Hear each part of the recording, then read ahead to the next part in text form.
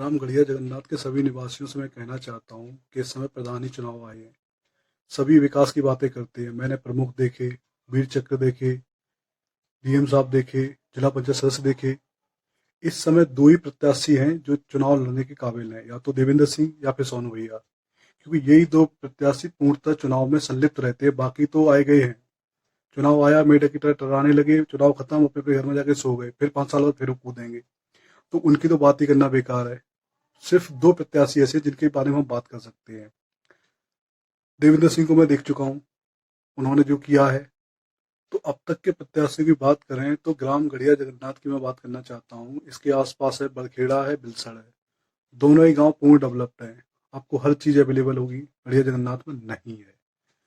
जहाँ तक कि मेरा ऑब्जर्वेशन है, मैं बचपन से लेके वहीं रहा हूँ, खेला कूदा हूँ, तो मुझे पता है आपके गांव में पंचायत जुड़वाने तक की दुकान नहीं थी। समोसे जलेबी खाने के लिए बरखेड़ा बिलसर जाना पड़ता है। शुक्र हो डॉक्टर अवधेश का, जिन्होंने मेडिकल खोल दिया ना, उससे पहले आपकी दवाई लेने के लिए भी बड़खेड़ा या बिलसर ही जाना पड़ता था। सोनू भैया के अथक प्रयासों से मंदिर पर एक बाजार लगा है जिसका पूरा गांव सुविधाएं उठाता है। नत्थू पंडित के द्वार से शिवजी के द्वार तक जो रोड बनी है, ये रोड बनवाने किसी के बस की नहीं। मैंने बचपन में देखा था इसकी क्या हालत थी। यहाँ से लोगों का पैदल निकलना मुश्किल था, आज ट्रैक्टर निकल जाते हैं। और सबसे बड़ी बात हमारे गांव की कि हमारे गांव में 307 और 376 ऐसे हो लगता है जैसे कि कथा के बाद पंजीरी बट रही हो।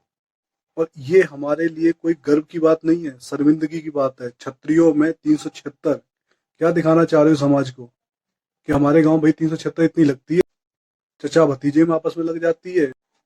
हमारे गांव के सबसे रेप्यूटेड पर्सन है डीएम साहब, जिन्होंने हमारे गांव का नाम बहुत रोशन किया है। वेल एजुकेटेड, वेल टैलेंटेड और वेल जेंटलमैन। हमने क्या किया? उन्हें भी नहीं राजनीति से बख्शा। क्यों? सिर्फ अपनी राजनीति चमकाने के लिए।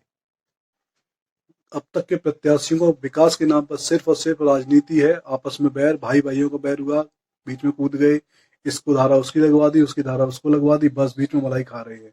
यही इनका नियम है, यही इनका कार्य सारा। बुरी लगी हो माफी चाहूंगा, सही लगी हो तो गौर करना मेरी बात पे। कोई भी बात बिना तथ्य के मैंने नहीं की है, सभी तथ्य हैं तभी ये बात की है। सोच के देखिए, क्या ये मैं सही हूँ गलत हूँ, वो आप बताएंगे।